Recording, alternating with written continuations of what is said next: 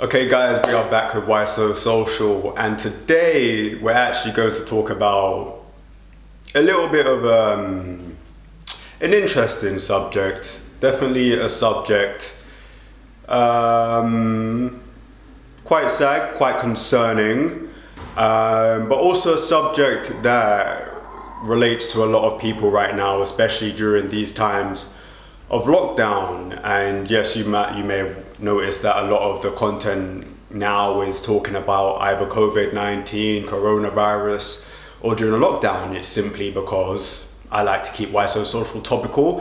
I like to keep Why So Social about topics that are happening right now in this world, especially relating to the media.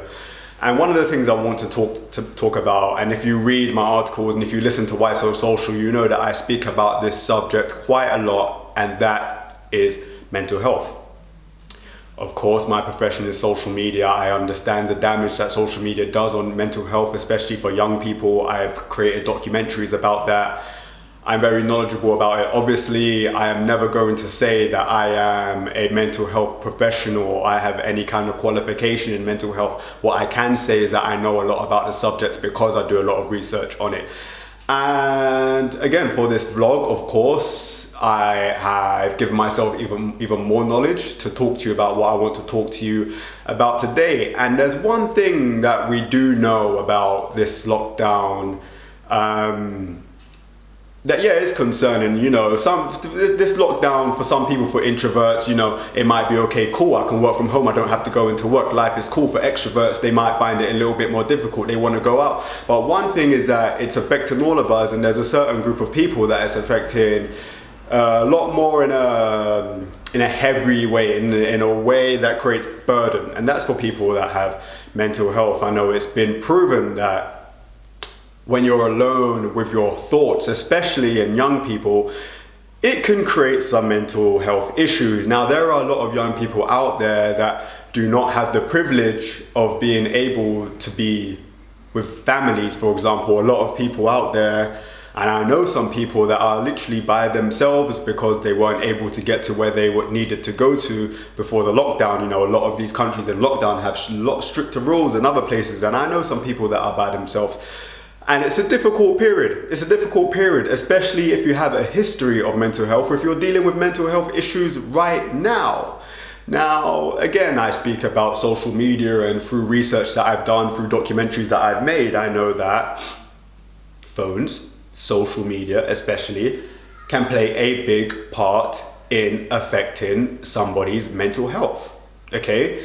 Now, again, if you watch the documentary about mental health and social media, if you watch one of my recent vlogs about data, you know that when we're left alone with our time, there's one thing that we tend to do.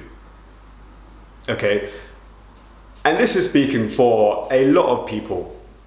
You take your phone and you start to aimlessly scroll through social media, Facebook, Instagram, TikTok, Snapchat, wherever it may be.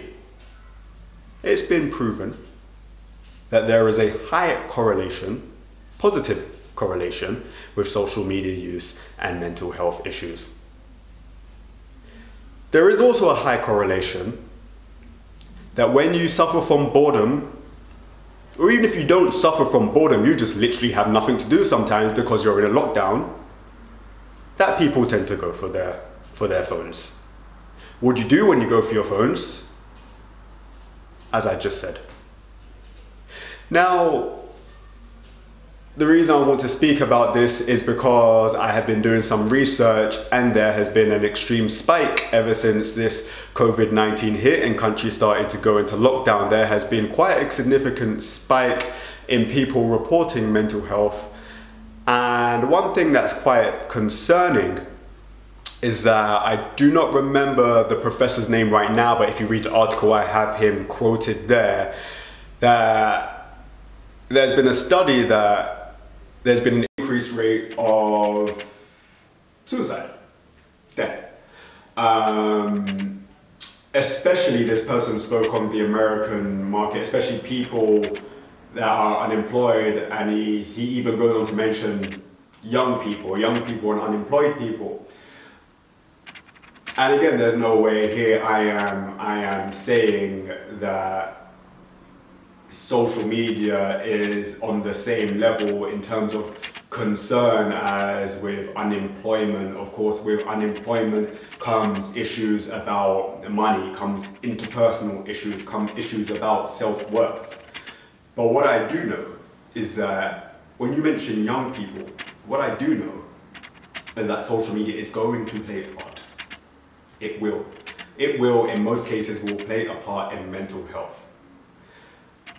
And I can't necessarily say what I think needs to be done about this. I still think it needs to be spoken about, but I can't say about what actually needs to be done.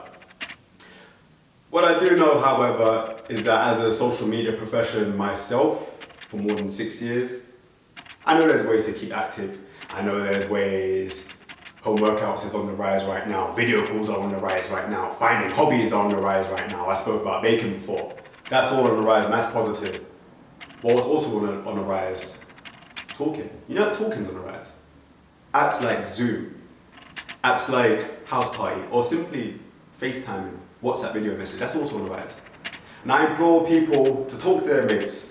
Talk to their mates, because one thing that's also been proven is that when you speak to people about these issues, when you speak to people, it tends to do good.